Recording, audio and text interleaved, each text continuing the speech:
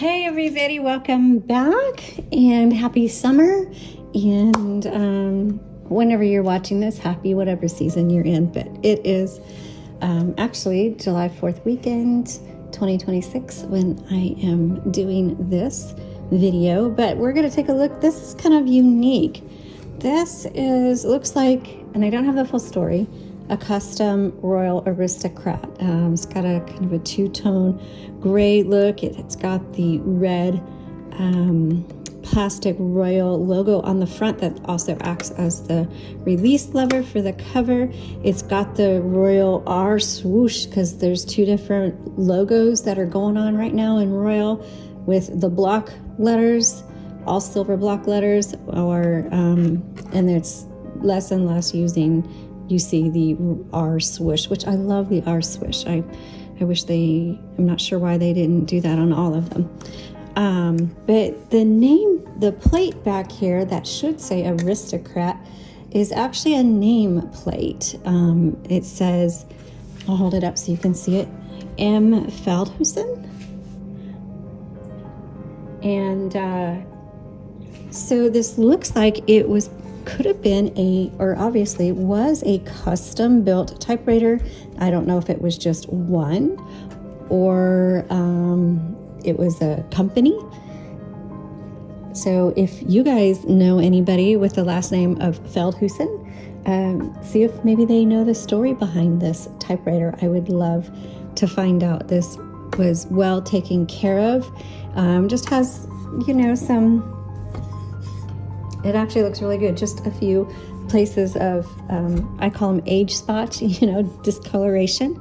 It's not bad at all. It's in excellent condition, types very well.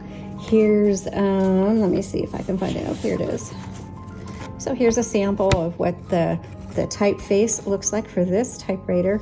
And I will go ahead and do a tutorial on this as well, because I don't remember the last time I did an Aristocrat.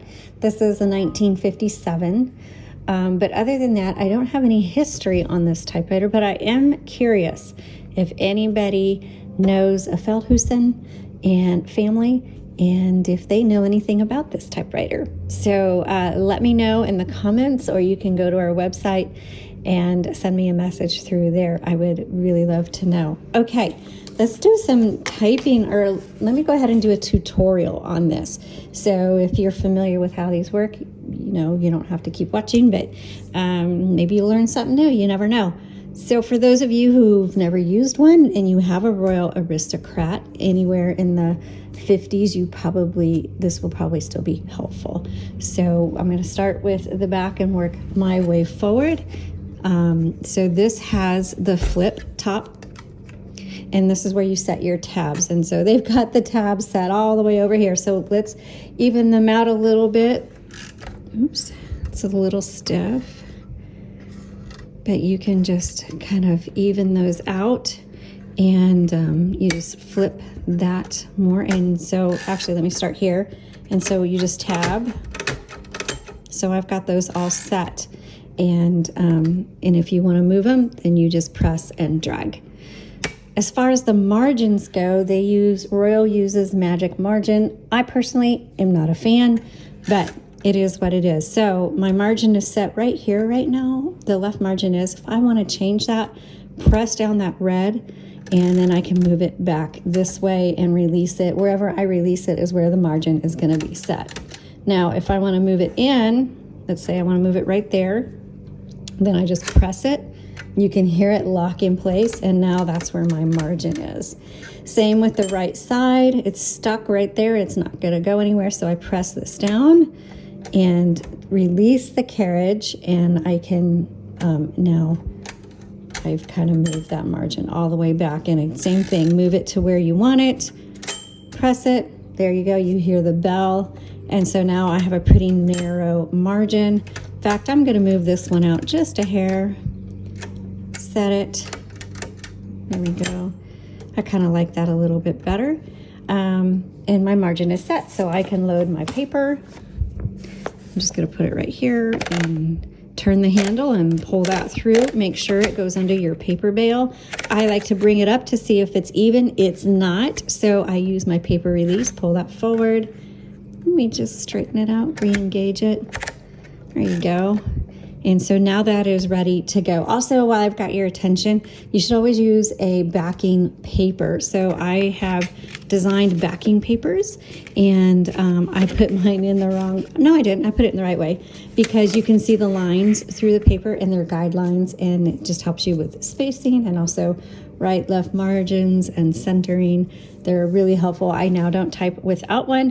One, it protects your platen, which is your roller right here. This is your platen.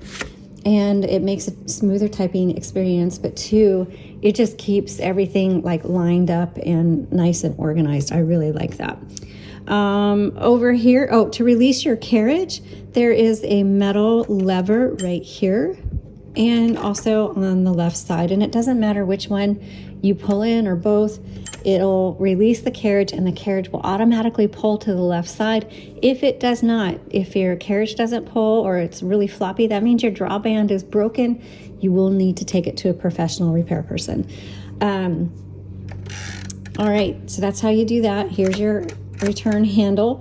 Your handle takes you back to the beginning, and it also advances a line. So right now it's on a single line, but you have a selector right here, and you can put it on 2, which is double spacing, and 3 is triple. And that comes in handy if you're typing like a first draft of something and you want to edit and take notes after you've typed, or you just like reading double spaced. So that does come in really handy. Now we're going to take a look under the hood, but before we do that, we are going to move this carriage to the left because we don't want the cover to bang into our handle. So I'm going to move it to the left. I'm going to press this little guy right here. Do not pull. I mean, there's many typewriters where you put your hand here and you pull. If you do that on this typewriter, you will break or bend the clip that holds the cover, and it will be very difficult to type because your cover will be constantly flipping up into your face. So do not pull on this cover. Instead, press here. That will release this. Now, if you have one and the cover, flips up with the slightest touch or anything like that, this is your little piece that holds the cover closed. If you just gently start bending that, and you'll have to be careful because if you break it off, then, that's a really big problem. But if you gently bend that, you should be able to get it to work again. Otherwise, you'll have to manually figure out a way to keep your cover down. Okay, so inside, this is the escapement area. You've got your typing basket, you've got your vibrator, and here are your spools. The original spools would have been metal. If you don't have any spools, we do have universal ribbon on our website, and you can order those because it will take a universal spool and ribbon.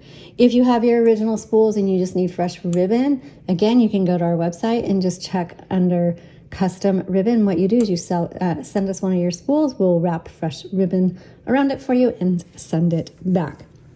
Okay. To change your ribbon, you're just going to pull these out like this, super, super simple, and then you just tap them back in. The key is, 1, this is very messy, and 2, you do need to thread it correctly. I do not have gloves on, so I'm not going to show you exactly, but you do want to make sure there is a little guide wire. It's like a metal piece with a slit in it. You want to make sure the ribbon goes through that and it's got it on both sides. The ribbon is going to go over the top, around the back side, and underneath. Same with over here, over through the little guide wire, over the top, back side, underneath. Black is on top, red is on bottom.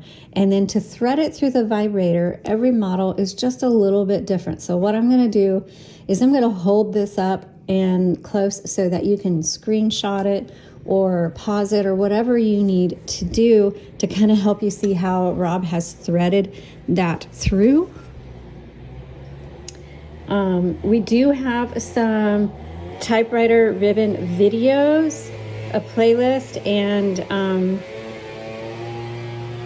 even if you don't have the exact model you're looking for on there, it gives you a really good idea of how to thread the ribbons, and it might be helpful.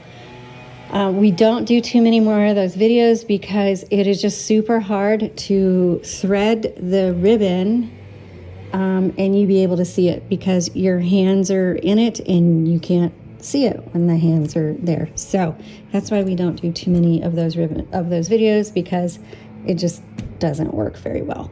So I hope that was able to help. Okay, while we're under the hood, a couple of things. When you want to reverse the direction of your ribbon, right now it's going this way. When you get to the end, it's not the end of the ink in your ribbon. There is a lot of ink in that ribbon. So you should be able to go back and forth many times before you need to replace that. And the manual reversal is right here. And so now it'll go this way and tap here. So when you're typing, maybe the typewriter will just stop typing, or you'll notice that your font gets really faint. Don't panic, just stop and look and try reversing the direction of your ribbon, and 9 times out of the 10, that's the issue. I always get people to comment, well, it should reverse automatically. Only it has to do with the type of ribbon you have. If your ribbon has grommets on the end, then yes, it will trigger an auto reverse. But a lot of ribbons do not have that, and it's always good to know how to manually reverse the direction of your ribbon. If yours has a grommet and it auto reverses, awesome. That's a huge blessing.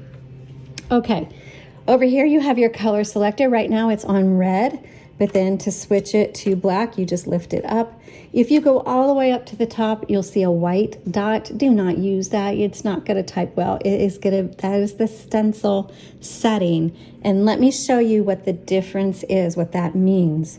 So, and that means, let me put it on black. Now watch the vibrator when I hit the black. You see how it moves up? Same with red. So it moves up even further with the red. So what that's going to do, that type bar is going to strike that color. But when you put it on white, watch what happens. The vibrator does not move up. And so that type bar is just going to strike the paper without any ribbon there. So if you're having issues with the typewriter, before you panic, check these 2 things. Make sure your color selector is firmly on a black or red. And reverse the direction of your ribbon. Sometimes that color selector can get knocked in between colors, or you accidentally put it on white. So a lot of times the solutions are very simple. Over here is, let me put this down, is the tension selector. Right now it's on 0, but you can move it. And these are, you just kind of have to press and drag kind of a thing. And it really is up to you. What it does is it adjusts the tension on the type bars. I don't notice a difference for the most part, but it's a personal preference. The other way to adjust the tension on the type bar so it types a little bit darker is with your fingers. So I have a very light hand. My husband has a very heavy hand. So his imprints when he types are much darker than mine, but that's the same idea behind the tension selector, but it's much more fine. And I suppose back then when you were typing all day long, just the tiniest difference probably made a huge difference in the feel when you were doing touch typing. Okay, I'm going to put this down, snap it shut, and it stays down. Okay, let's take a look at our keyboard. So right here we've got a backspace. Backspace does not erase. You will make mistakes. It's part of typing. And you can either X through it, line through it, whatever you want, but you use the backspace for that. We already talked about our tabs. The margin release, let's come down here. So let's see where our margin is set right there. Okay, so let's test margin. There's my bell saying, oh, I'm at the end, and now it's not going to type, because I've hit my margin. So the margin release will release that. I can finish my word and now hit the return handle and go to the next line. So that's the margin release. And that's basically how this works. So, we've got lowercase, and then to shift lock, uppercase, to release the shift lock right there, and just to shift one letter. Obviously, that's how you do that. So, and then Lowercase is your numbers, uppercase are your symbols. Okay, I hope you found this helpful. I will just type out as we leave. And if you have any comments or questions, please leave them below. Please know that it takes me several weeks to read them and respond. All right, thank you so much.